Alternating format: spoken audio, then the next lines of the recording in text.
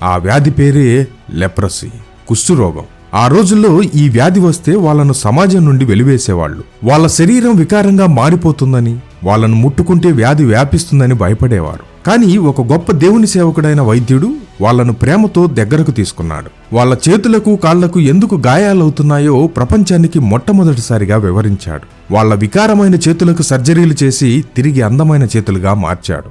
ఆయనే doctor Paul brand. ఆయన కథ వైద్యం కేవలం ఒక వృత్తి కాదు, అదొక దైవిక సేవ అని మనకు నేర్పిస్తుంది. పాల్ బ్రాండ్ కథ మన భారతదేశంలోనే మొదలైంది. ఆయన 1914వ సంవత్సరంలో తమిళనాడులోని కొండ ప్రాంతమైన కొల్లీ హిల్స్ లో పుట్టాడు.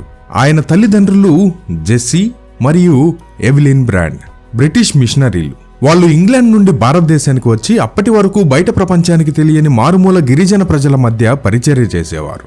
పాల్ తన బాల్యాన్ని ఆ పచ్చని కొండల మధ్య తెలుగు, తమిళం మాట్లాడే స్థానిక ప్రజలతో కలిసి గడిపాడు. ఆయన తల్లిదండ్రులు ఆయనకు చిన్నప్పటి నుండే దేవుని ప్రేమను, ఇతరులకు సేవ చేయడంలోని ఆనందాన్ని నేర్పించారు. వాళ్ళు తరచూ పాముకాటుకు గురైన వారికి, అనారోగ్యంతో బాధపడుతున్న వారికి వైద్యం చేయడం పాల్ చూసేవాడు. అయితే చదువు కోసం ఆయన్ను ఇంగ్లాండ్కు పంపించారు. అక్కడ ఆయన మొదట బిల్డింగ్ కన్స్ట్రక్షన్ చదివాడు. కానీ ఆయన హృదయం మాత్రం వైద్య సేవ వైపే లాగింది. దేవుని పిలుపును అందుకుని ఆయన మెడిసిన్ చదవటం మొదలుపెట్టి ఒక గొప్ప సర్జన్ అయ్యాడు. రెండవ ప్రపంచ యుద్ధ సమయంలో ఆయన గాయపడిన సైనికులకు ఎన్నో సర్జరీలు చేసి మంచి పేరు సంపాదించుకున్నాడు. ఆయనకు లండన్లో గొప్ప భవిష్యత్తు ఉంది. కానీ 1946లో ఒక లేఖ ఆయన జీవితాన్ని మార్చేసింది. భారతదేశంలోని వెల్లూరులో ఉన్న ప్రఖ్యాత క్రిస్టియన్ మెడికల్ కాలేజ్ నుండి ఆయనకు ఒక ఆహ్వానం వచ్చింది.